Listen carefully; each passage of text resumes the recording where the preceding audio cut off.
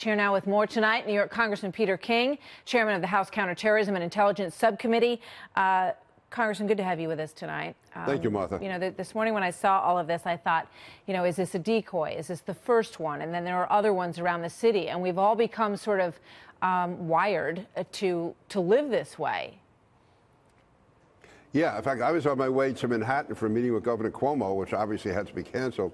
And that was the concern that the police and the FBI had. Was this a one-off, or was it the first of many?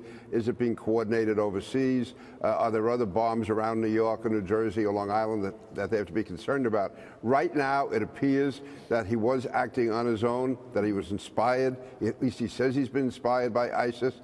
And it's not part of a larger sequence. Having said that, Christmas is coming up. There are millions of people in Manhattan. You walk through the streets during Christmas time, you know how crowded they are. The subways, there's 6 million passengers on the New York City subways every day. It's not like an airport. You can't put them through magnetometers. You can't be checking their ID. So the NYPD is the best in the world at what they do. They're definitely going to be stepping up security. But Martha, we live in a dangerous world. And I think, unfortunately, people in between attacks, they forget how real the threat is. If that attack had been done just slightly different today, we could have had countless people murdered or maimed. So true. I mean, just a couple months ago, we had a guy drive down the West Side Highway onto the bike path and kill people. This is the message that ISIS is putting out there about Christmas. You know, obviously they have propaganda all over the place. We meet at Christmas in New York, this, you know, chilling message says. And this guy was sort of like a failed Tsarnaev brother. I mean, he was at home on the internet. He lived in the basement, apparently. The only weird thing from neighbors is that some of them said that there was some fighting going on in the house over the last couple of days. He lived with his brother and his sister. But these guys are very hard to find, right? They are. Again, though, we do need increased surveillance. We need more monitoring. We need to have more sources within the Muslim community. That's where the threat is coming from. And we can't let political correctness get in the way.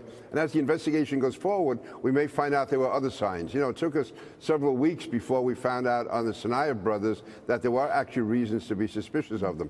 In this case, there may or may not be. But they've been investigated by the FBI a couple times. I don't think that was the story with this guy, right?